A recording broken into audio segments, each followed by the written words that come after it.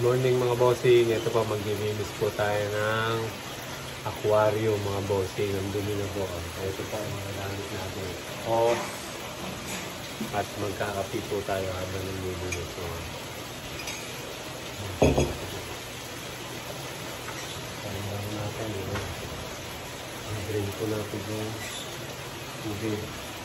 Sobrang green na po mga bossing. Samahan niyo po ako maglinis ng aquarium. Albino arwana po yung laman nito. Hindi po sa nangangagat mga bossing.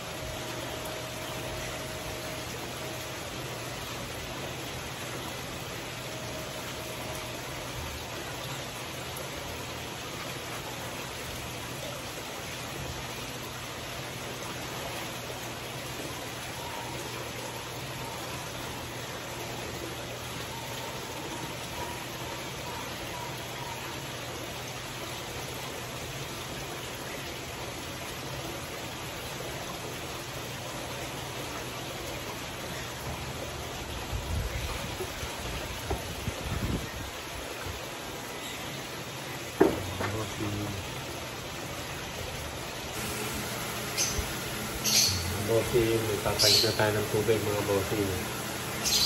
Albino arwana. Ito mga bossing. Gusto niyo po yung dalawa sa baba ang nilinitin ko na po. Yung una ko lang po itong malaki. Yung bossing albino po nga mga bossing. Yung nasa po at yung salamin, kaya po nililinis ko kung nililinis yung tubig niya mga bossing. Ito mga bossing. Mga bossing. Mga bossing. Pagkain po ng aking tower home. Next forward ko, pagkain po ng arwana. Ito po pagkain ng koi. Ito po, maintain po to. Ano po siya sa remove carbon. Yan. Pangontra po sa mga disease ng isda. Pag nagpalit po ng tubig, nilalagyan ko po ito para hindi po siya may stress mga bossing.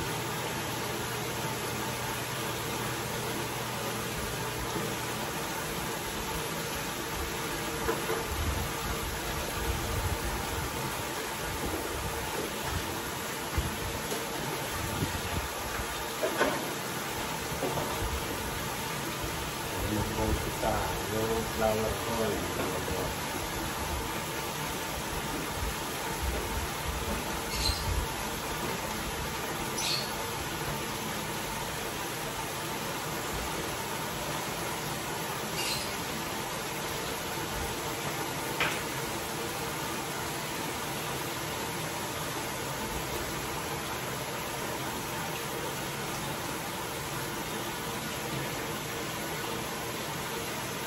Ang bossing, lagyan po natin ng lentil blue.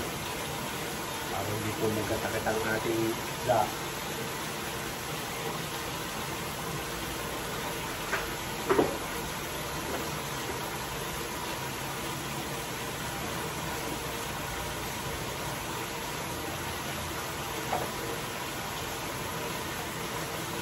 Gawin lang po na may sauce para hindi nyo na po haluin. Right pa na po siya. Sanoy na po ang ating mga isda.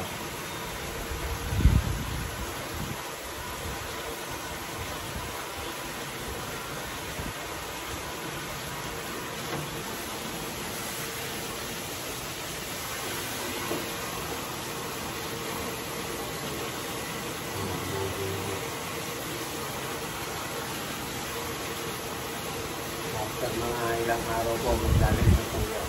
Hindi na po siya blue.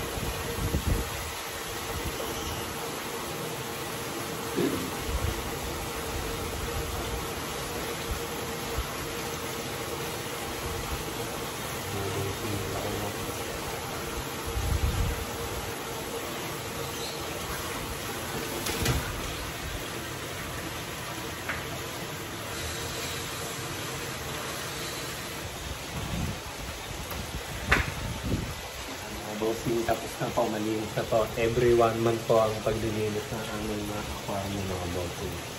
Malinis na po siya. 4 na aquarium po yan mga bossing. 3 arowana at 1 flower horn mga bossing. Salamat po mga bossing. Mga bossing.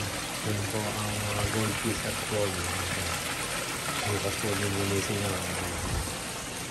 Ito na po yung nililinis ko po kanina. Yan po ang arowana na albino mga bossing. Then ito po ang Thailand na golden arowana po. Yan po mga bossing. Then ito po ang Singaporean na arowana mga bossing.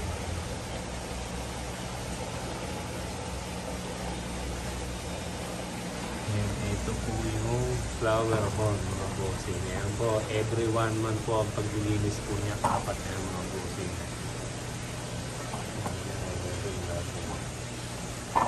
Bossing, maraming salamat po. At sinamahan niyo po akong maglinis ng aking mga aquarium mga bossing.